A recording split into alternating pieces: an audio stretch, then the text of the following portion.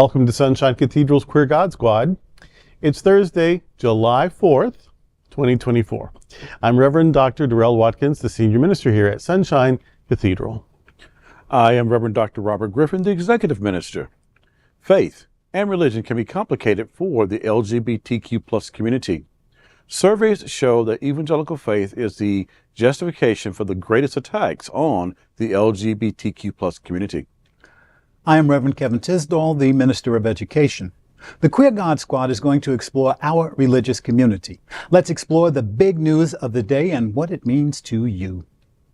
I am Reverend Dr. Ann Atwell, the Minister of Connections. This is live, and then we are available on demand. If our community is important to you, share this news with your friends and family. Join the conversation on your favorite streaming platform and social media. At Sunshine Cathedral, we're here to tell you that you are God's miracle, not God's mistake. This is the Sunshine Cathedral perspective. Churches exit Christian Reformed denomination over anti-LGBTQ+ policies. Multiple churches have decided to leave one of the oldest Christian denominations in the United States following a vote to impose a quote-unquote limited suspension on members supporting LGBTQ+ worshipers. The Christian Reformed Church in North America, CRCNA, with about 200,000 members, voted 134 to 50 to disaffiliate congregational leaders and institutions that publicly embrace the queer community. This decision comes 2 years after the Synod voted to include, quote-unquote, homosexual sex in its definition of unchastity alongside adultery, polyamory, and pornography. The Synod did not designate the same-sex relationships as a quote-unquote salvation issue. Instead, it determined that, and I'm quoting them, does not meet the high standards of definition and articulation necessary for declaring a heresy, unquote. Reverend Ryan Schreiber, a pastor from Michigan, attended the meeting to advocate for LGBTQ+ members. Following the Synod's vote, he announced his intention to disaffiliate his Grand Rapids church, anticipating that the decision would harm church membership and potentially jeopardize the denomination's future.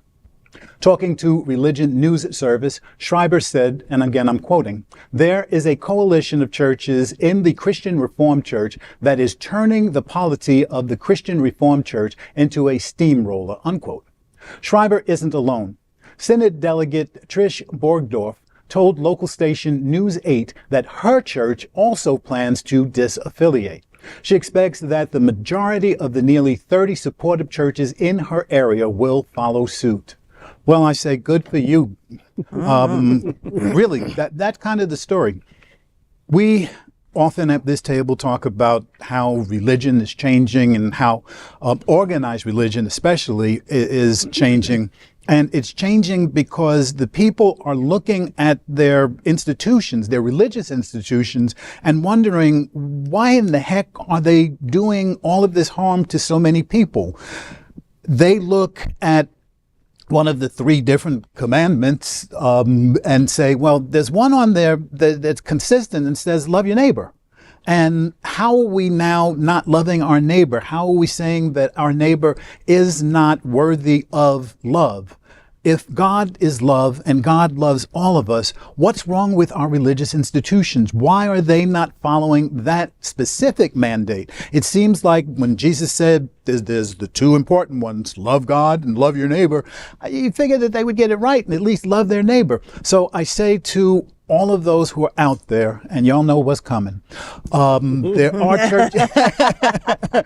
are churches out there that not just affirm you, but support you and love you just as you are, the way you are. And there are 4 of us at this table from one of those churches. Sunshine Cathedral in beautiful Fort Lauderdale, Florida, is that church that you come to with your doubts and beliefs, whatever they are. We welcome you in. We don't question you about what your religious position is. We don't question you about what position you take in your bedroom. We don't care. We believe that you are special the way you are. And you can get us 24/7. Sunday mornings, you can get us at 10:30 live. So there are places you can go to. So if you want to disaffiliate from a church that is telling you that they don't like you, then find a church that says we love you just as the Bible says we're supposed to. SunshineCathedral.org. This is, I don't want to pick on the Christian Reform. I don't really know that much about them. They are pretty big in the Midwest, and I've met a lot of people in the Midwest, especially in Michigan, who come from that background, and they seem pretty wounded. Yeah. I think it must be a very conservative control, I think. But for especially evangelical and fundamentalist wings of Christianity, and these are new. People think because, you know, I'm 3 or 4 generations in, this is the way it's always been. Christianity in the West changed dramatically in the 19th century. There were all these revivals, and, you know, there was Wesleyanism, and then in 1906 there's the Pentecostal Azusa Street situation, and there's all these things that have happened in the 18 and 1900s, and so people think that's what religion is. People in the 1600s, in 1700, during the period of Enlightenment, and Erasmus with humanism, they wouldn't recognize what we're calling Christian today. Yeah. They just wouldn't. So this manifestation is a failure of Christianity. It's a failure. Fosdick's famous sermon, shall the fundamentalists win? And the answer was, of course not. It's too mean, it's too silly, it's too anti-intellectual, it's crazy. So of course they won't win. A fortune teller, he was not. Marley, he was correct, but he got that wrong, because they have won, and their winning has killed any sort of Christ witness. Yeah. I don't care about Christianity, but they have destroyed the Christ witness. And so what they've done is they have decided that human words in a human compiled and human edited book, many times translated. Some of those documents, the oldest we have, go back to the 9th century, talking about people in the first. Right. Yeah. Hand copies of hand copies. And at this table in real time, if you wrote something and then I recopied it and you recopied it and you recopied it, yours would almost be a different thing than his. Yes. Because, you know, I'd misspell a word, I would transpose words with my dyslexia, I'd skip a line, I'd think, oh, that's not what he meant, I better fix this. And off it goes. Yes. And that's within this hour. Now make it centuries. Yeah. You know what I mean? But they've just said, never mind that, this is what God has said. God wrote not a word. For that matter, Jesus didn't write a word. Jesus didn't either. So these are people, all Jewish people, by the way. They weren't thinking anything Christian. There was no such thing. These Jewish people wrote things. What they wrote, long gone, we'll never lay eyes on them. And so these handwritten copies, and the oldest we have, from the Hebrew scriptures, is within about a century of the original writing. And then, like I said, some of the things in the New Testament, as much as 9 centuries from the original writing, and that's the oldest we have. But people will say, this is infallible, this is perfect, God said it, I understand it, and if you disagree with my understanding of what God said, you're clearly wrong. God didn't say anything. And so never mind the multiple interpretations, there have been multiple translations, there have been multiple copying and editing, and there was a time, like now we frown on it, but there was a time where copiers felt free to edit. They were just like, oh, he could have meant that, and they just fixed it. The Gospel of Mark originally ended chapter 16, verse 8, and somebody else later said, you know what, that's a sucky ending. Yep, I'm going to change that. Something on there. Yep. And then someone else even added that. So there's 3 endings to Mark. 2 of them were not the original one, and so people just do that. Oh, let me make this better. That happened a lot. I don't care about it. I love the Bible.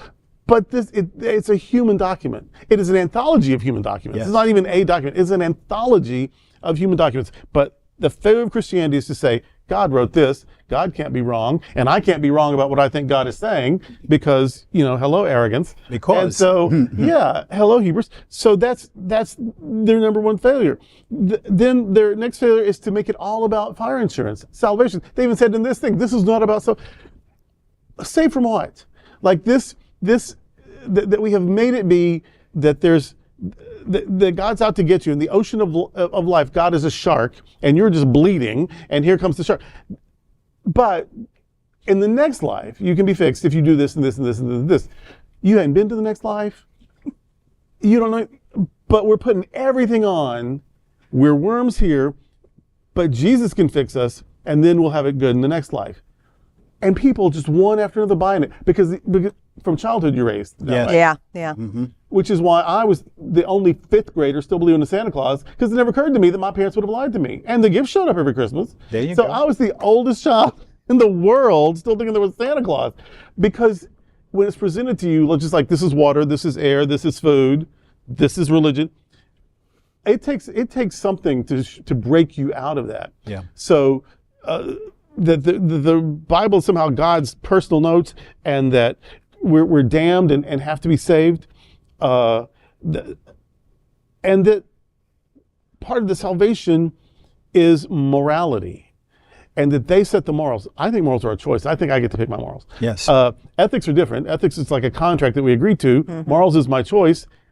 But they've made it be about taking that choice from you and making you believe you have to do it. And so their morals have become a defense of prudery and punishment and pugnacity. And so there's just all this ugliness about making you can't marry this person, and you can't sleep with that person, and you can't drink this, and you can't smoke that, and you can't ever do this at a party, and you can't watch this, and you can't play that game. And we've decided misery is morality, that religion is fire insurance, and that God wrote stuff that we can't question. We've made it crazy, and that is Christianity's failure. And so there's those of us trying to create oases of safety within that. Other people just leave. We need both. Just like we never got a handle on HIV until we had combination therapies. I believe in combination therapies. So we need people to challenge from within. We need people to offer alternatives. We need people to just leave and protest. We need it all. And that combination is what's going to fix it, if it's fixable. Yes. But this story is, yeah, you're doing what you need to do and whatever. But it is an example of the failure of Christianity. Amen. Well, a few weeks ago, or maybe last week or week before last, we talked about the Baptist Church Convention, and then want to remove all the women pastors from their churches. Last week, the Episcopal Church celebrated, not only selected a new presiding bishop, but there was another little footnote that came out about the Book of Common Prayer. Yes. Changed the marriage language. Oh, I saw that. Yes. Differently than just a man and a woman. And now, That's an example of the success of Christianity. And now we have these wackos, and this particular scenario here, and I'm just wondering, what do they think people do in their lives? You know, that they have to do this to incite some type of control on somebody, and I'm just amazed at the movement of the Spirit in this setting. Here you have this one group saying, "Thou shalt not," and then you got two ministers who stand up and say, "Bye." Right. I love how the Spirit just can move. Yep. You know, the door closing and all, but I love that they stood up and said, "You know what? If this is where y'all going, this is not where we're going to take our churches." Can't be part of Because I believe they feel that they had a moral duty to their congregation. Yes. And I would love to look more into what that congregation is even like now. But I would just like to think that when the Spirit moved, she knew what she was blowing, and it blew in the right direction. Right. I'm right with you. I say yay to those who stepped away from this and said, you know what, I got to take care of myself. I got to take care of my own. This is the way that we live. Yeah. This is who we are. And so we have to step up and speak out for those in our communities that need our care, particularly those pastors, those who oversee congregations. They know their folks. They know how people live. You can't just turn your back on them. And if you want an example of toxicity, this would be a case study right here of how religion, church leaders can do more harm than good. This is toxic. Yeah. Toxic. It is extremely toxic, and this is a prime example of what it looks like. We keep hearing about it. This is it. You know, and sometimes people say, "You're so hard on Christianity. Why don't you ever go for the Muslims or the Hindus or the Orthodox Jews or whatever?" Because I'm not part of that. Yeah. It's not my job to change, fix, challenge anything about them. That sort of stuff has to come with them. But you know, it was also, I mentioned this episode, another episode, I mentioned James Baldwin, or maybe it was between, but I've frequently, because I'm thinking about James Baldwin a lot lately, and he said, I criticize this country not because I hate it, because I love it. And I have a sort of a duty, to try to make it better. That's my position.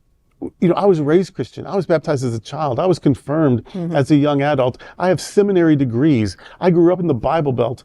I've never not gone to church. If I were thinking about periods that I didn't go to church, I'd be talking about weeks, not years. You know what I mean?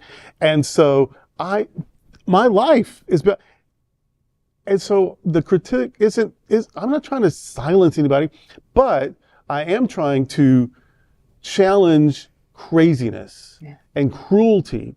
And people say, well, you're trying to destroy God. Any God that can be killed ought to be killed. Yes. And so, I am harsh about it because I want a faith, and I don't care what we call it. If you say I'm not a Christian, I'll take your word for it. I don't care, because I'm not trying to be in a club. But when I think of Jesus touching untouchables, touching lepers, and speaking up for children, the most vulnerable, the most voiceless, the most powerless, and he's like, oh yeah, let him come. That when he would sort of stand up with and for and in solidarity with women who are barely even considered human. When I think of that Jesus, when I think of the Jesus who, when he's being executed, prays for his executors and gives a word of encouragement to the guy next to him, that's what Christianity should be. That's what following Jesus should look like. Not just judgment and cruelty and condemnation and control. So yeah, I do challenge it because I love what it ought to be. I love what it should be. And I want to represent the best of it. Yeah. And so when I see people being hurt by the worst of it, I got something to say. I do. Good for you. All right. Well, that's today with the Queer God Squad. We want to thank you for joining us. We're here daily at 3 p.m. to have some fun and to discuss what our LGBTQ plus community is talking about. Sunshine Cathedral is the world's largest progressive queer church. Progressive, queer, and God are words that naturally should go together. And we are all in this together. Remember that. You are God's miracle, not God's mistake. Until next time, we are the Queer God Squad. Goodbye.